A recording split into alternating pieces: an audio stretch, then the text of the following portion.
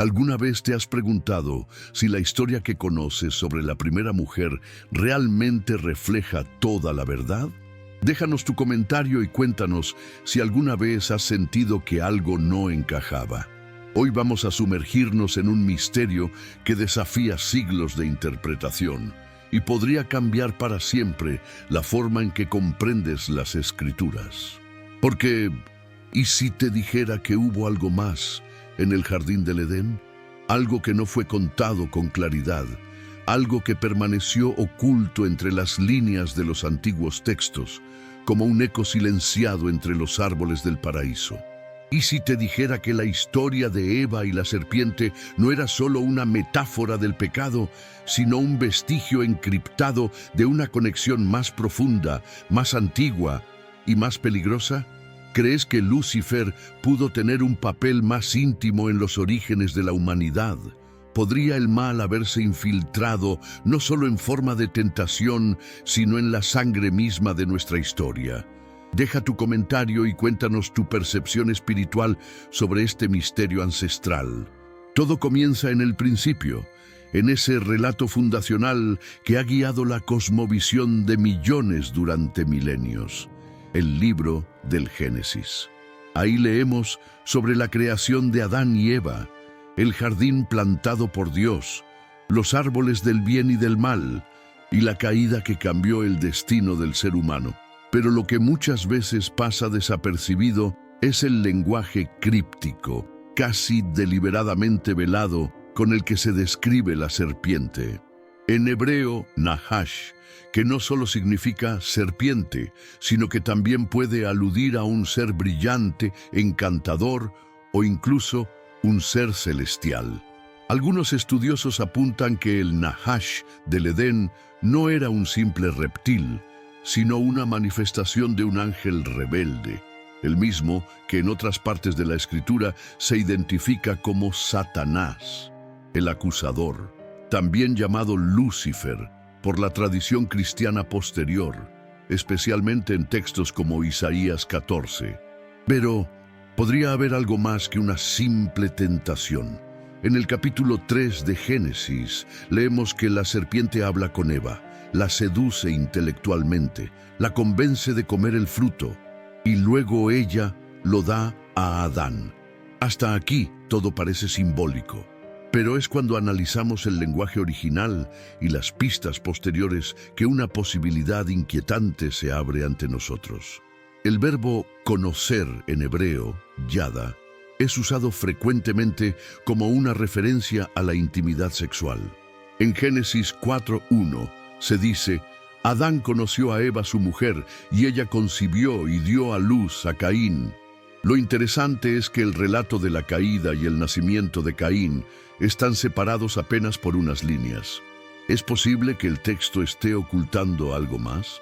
Algunas tradiciones antiguas, particularmente ciertos comentarios del Zohar, una obra mística judía del siglo XIII, y fragmentos de textos gnósticos encontrados en Nag Hammadi, sugieren una interpretación perturbadora, que la serpiente no solo sedujo a Eva con palabras, sino también con contacto. En esta visión, Caín no sería hijo de Adán, sino el producto de una unión entre Eva y un ser espiritual caído. Aunque esta teoría no forma parte de la doctrina tradicional cristiana o judía, ha persistido en los márgenes del pensamiento esotérico durante siglos como una sombra que se niega a desaparecer. Pero incluso en los textos canónicos encontramos ecos de esta posibilidad.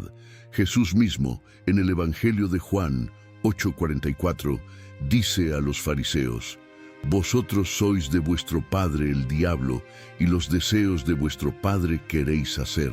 Esta frase, por sí sola, ha sido usada por algunos para sustentar la idea de que existe una descendencia espiritual o incluso literal del maligno entre los hombres.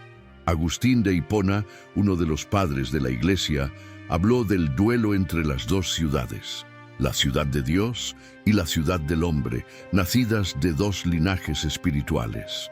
¿Y si esta división no fuera solo metafórica, sino también genética? ¿Y si la caída no fue solo la pérdida de la inocencia, sino la entrada de una simiente contraria al plan divino. Los antiguos rabinos ya debatían quién era realmente la serpiente. Algunos decían que era Samael, el ángel de la muerte. Otros que era un ser glorioso, cuyo castigo fue quedar arrastrándose como un reptil. En el Targum de Jerusalén, una paráfrasis aramea del Pentateuco, se insinúa que la serpiente caminaba erguida y hablaba como un hombre. ¿Estamos hablando entonces de un animal o de una criatura espiritual disfrazada intentando infiltrar la pureza de la creación divina? Y más aún, ¿por qué Eva no se espantó? ¿Por qué no se sorprende al hablar con un ser así, como si ya hubiera cierta familiaridad? Estas preguntas abren un horizonte inquietante. En algunos textos gnósticos, como el apócrifo de Juan, se habla de una figura llamada Yaldabaoth, una entidad arrogante y rebelde que crea el mundo material y engaña a Eva. Aunque estos textos no son parte de la Biblia, muestran que desde los primeros siglos había debates profundos sobre la identidad de la serpiente y sobre lo que realmente ocurrió en el Edén. La idea de una unión, no solo simbólica sino real, entre Eva y un ser caído, aparece repetidamente en estos escritos, como una herida abierta en el corazón de la narrativa original. Incluso en el Nuevo Testamento, el apóstol Juan escribe en su primera carta, 1 Juan 3:12, no como Caín, que era del maligno y mató a su hermano. La expresión era del maligno puede ser interpretada de varias maneras, pero para aquellos que creen en la posibilidad de un linaje mezclado, este verso es una pieza central. ¿Sería Caín el primer portador de una naturaleza corrompida, heredero directo de un pacto sombrío entre Eva y el rebelde original? La metáfora del hilo dorado que une todas las escrituras puede entonces ganar una nueva dimensión. ¿Y si ese hilo estuviera entrelazado con una línea genética oculta, una semilla plantada en el Edén que creció en paralelo a la semilla de la promesa? El propio Jesús habla en Mateo 13 de la parábola del trigo y la cizaña, donde el enemigo siembra cizaña en medio del campo por la noche.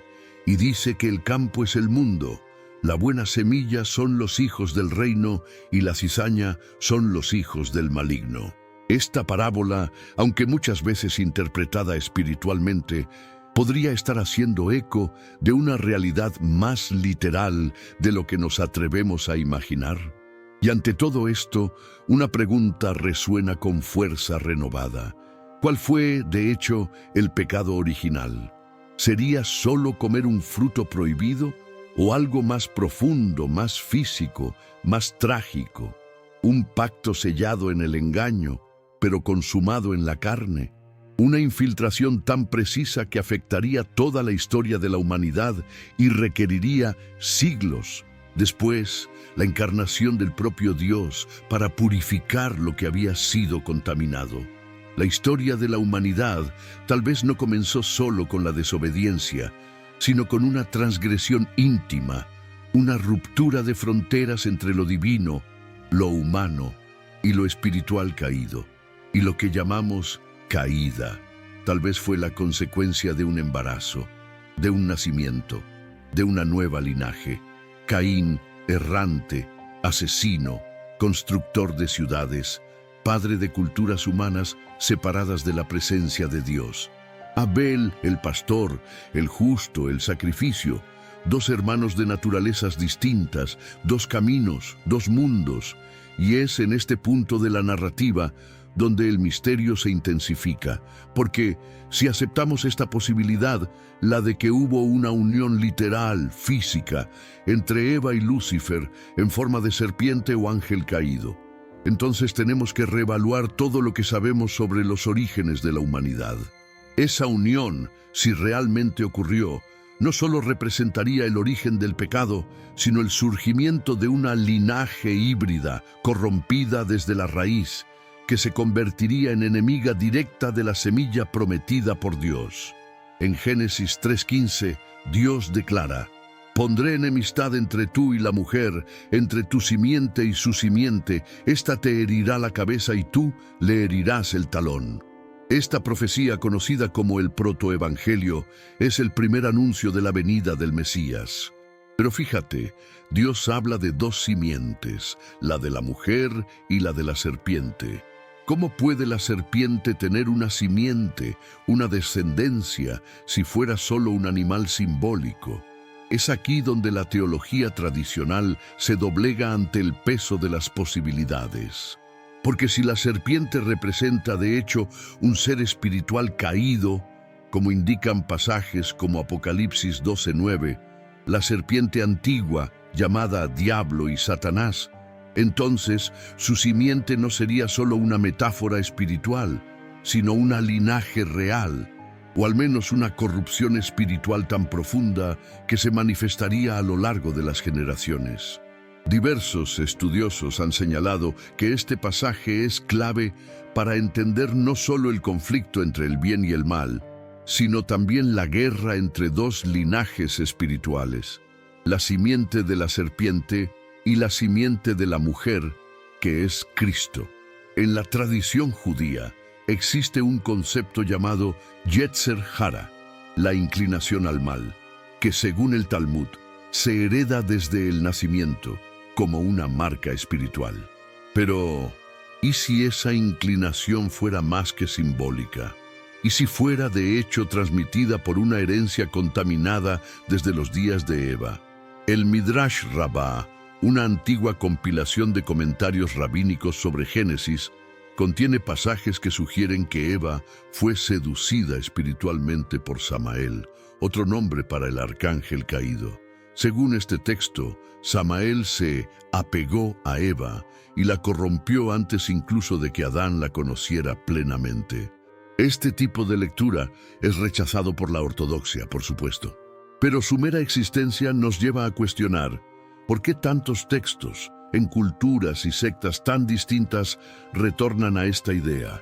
¿Por qué esta posibilidad reaparece como un eco sombrío, un secreto susurrado entre los estudiosos místicos, como si hubiera algo que el canon quiso ocultar, pero que permanece como una sombra entre las letras de las Escrituras? Y más aún, ¿por qué el nacimiento de Caín es descrito con tanta brevedad en Génesis 4:1, mientras que el de Abel ni siquiera se atribuye directamente a Adán? Muchos lectores atentos han notado esta laguna. El texto dice: conoció Adán a Eva, su mujer, y ella concibió y dio a luz a Caín, y dijo: alcancé del Señor un varón. Pero en ningún momento se afirma explícitamente que Adán es el padre de Caín. En cambio, Abel es introducido casi como una consecuencia posterior, un contraste, un símbolo de pureza. ¿Será coincidencia que Caín, el primogénito, sea aquel que rechaza a Dios, asesina a su hermano y funda las primeras ciudades lejos de la presencia divina? A lo largo de la Biblia hay menciones de gigantes, de nefilim, de descendientes de ángeles caídos, con mujeres humanas, como en Génesis 6:1-4. Aunque este pasaje se refiere a un tiempo posterior, muestra que la Biblia no es ajena a la idea de uniones profanas entre seres celestiales y humanos. El libro de Enoc, aunque apócrifo, detalla estas interacciones de forma vívida, describiendo a los vigilantes que tomaron esposas humanas y engendraron gigantes. La idea de una linaje mezclada entre el cielo corrompido y la tierra aparece de nuevo, trayendo ecos de lo que pudo haber comenzado en el Edén. La historia de Eva, entonces, puede haber sido el primero de estos encuentros, el original, el prototipo de lo que vendría después. ¿Y si Lucifer, en su astucia, no buscaba solo causar la caída del hombre, sino corromper la propia matriz de la humanidad? ¿Y si su objetivo no era solo destruir la obediencia de Adán y Eva, sino implantar una semilla que perpetuaría su influencia a través de las generaciones? Esto explicaría la recurrencia de la idolatría, de la maldad, de las civilizaciones que rechazan a Dios y persiguen a sus siervos. como una herencia espiritual enraizada desde el inicio.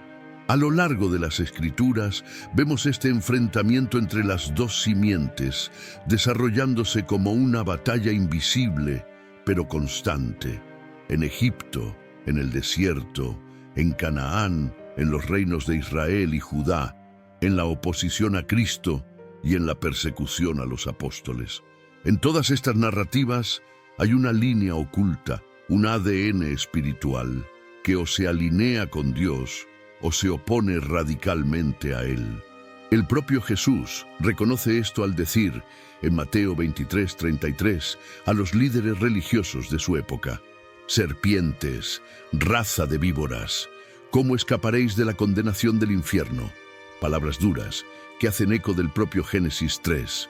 Y no es curioso que estas figuras, los fariseos, los escribas, los legalistas, sean comparados precisamente con la descendencia de la serpiente, no por casualidad, sino con base en sus actitudes, su rechazo a la luz, su incapacidad de ver al Mesías frente a ellos.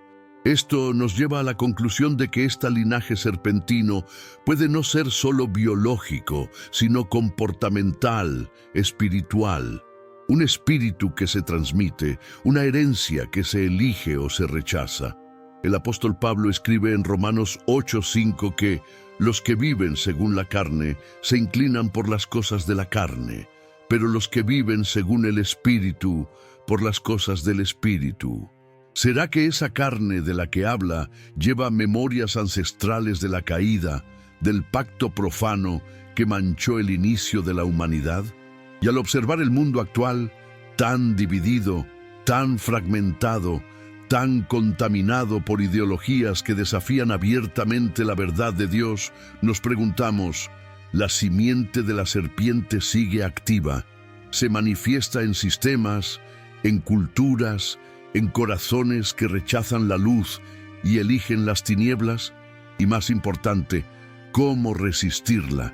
¿Cómo discernir en un tiempo de confusión quién lleva la herencia de la vida y quién reproduce la mentira original?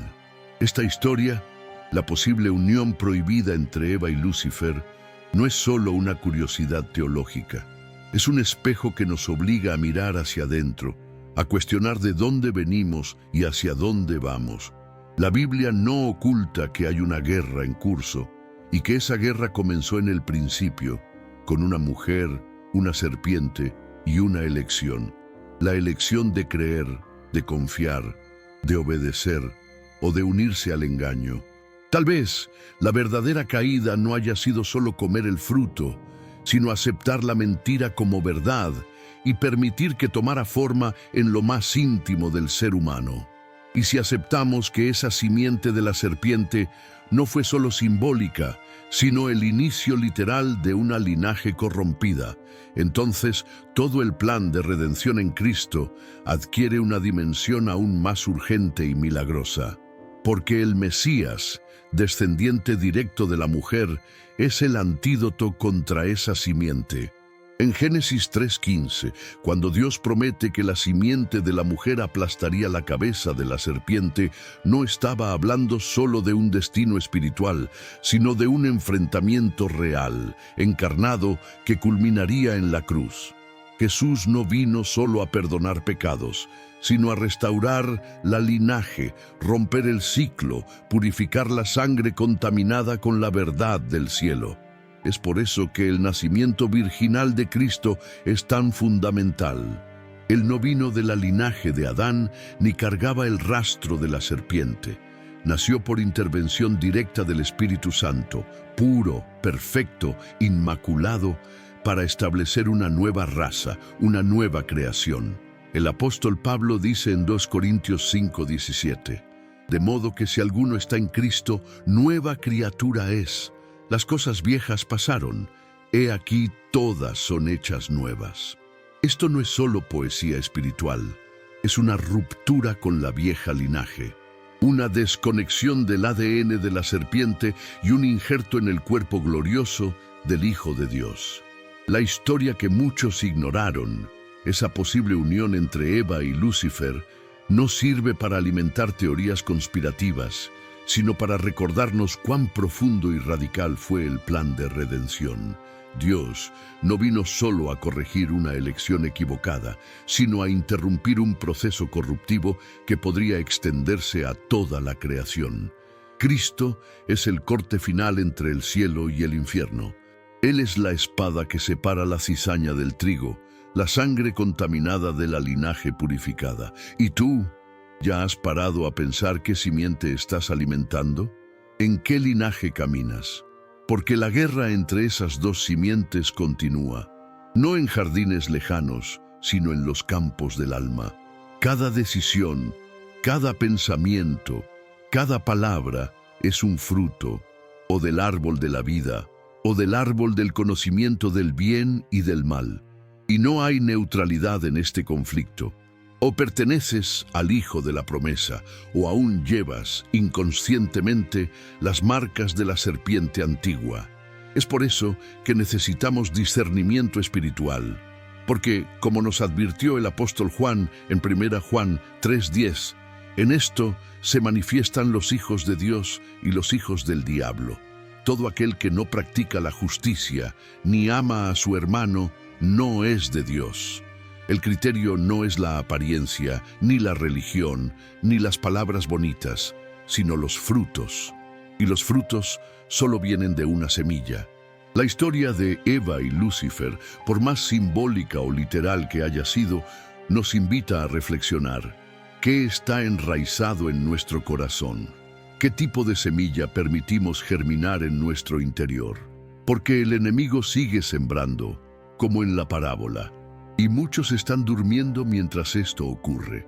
Pero la buena noticia es que hay una forma de romper con cualquier herencia maldita, cualquier raíz venenosa, cualquier pacto oculto: la cruz. La cruz es el punto de corte, el divisor entre lo viejo y lo nuevo. Es allí donde la cabeza de la serpiente fue aplastada. Es allí donde toda acusación pierde fuerza. Es allí donde nacemos de nuevo, no de la carne, no de la sangre, sino del Espíritu. Por eso, no importa lo que el pasado revele. Lo que importa es qué simiente eliges hoy. Lo que importa es si estás dispuesto a dejar morir al hombre viejo y ser regenerado por la verdad viva. Porque la serpiente sigue susurrando, pero la voz del Cordero es más fuerte para aquellos que tienen oídos para escuchar. ¿Qué opinas sobre este misterio? ¿Crees que la historia de Eva y la serpiente oculta algo más profundo de lo que nos enseñaron? Queremos saber tu reflexión. Deja tu comentario y cuéntanos si alguna vez sentiste que había algo que no encajaba en la historia del Edén. Si este contenido te hizo pensar, si removió algo en tu espíritu, te invitamos a suscribirte al canal, activar las notificaciones y compartir este video con alguien que también necesita conocer la verdad que fue ocultada desde el principio. Porque hay misterios que fueron sellados, pero ahora están siendo revelados. Hoy oyes el eco de esa historia antigua, pero la pregunta permanece: ¿qué simiente habita en ti?